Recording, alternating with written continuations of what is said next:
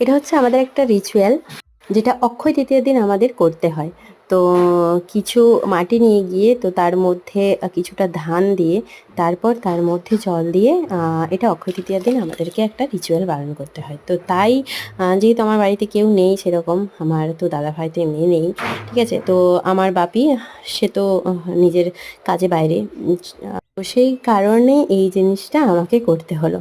তো অবশ্য এই কাজটা আমি এই ফার্স্ট টাইম করলাম, একটা ফার্স্ট টাইম এক্সপিরিয়েন্স। তো এখানে ধানগুলো দিয়ে তার মধ্যে দিয়ে আমি ওটার ঢাকা দিয়ে বা জল দিয়ে দিলাম। তো এটা একটা ইয়ে। তো তোমাদের কার কার হয় এই রিচুয়ালটা, তো আমাকে অবশ্যই কমেন্ট করো একটা। এটাকে আমরা বলি ধান মোট।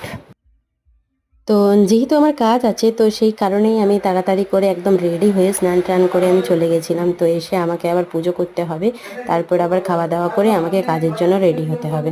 তো সেই কারণে আমি চলে গেছিলাম একেবারে তাড়াতাড়ি। তো শেষে আমি এখানে প্রণাম করে নিলাম, যেহেতু মা লক্ষ্মীর একটা রিচুয়াল এটা। তো কেমন লাগলো ভিডিওটা অবশ্যই জানিও, ভালো লাগলে অবশ্যই একটা লাইক কমেন্ট শেয়ার সাবস্ক্রাইব করে দিও। তো চলো আজকের মতো টাটা।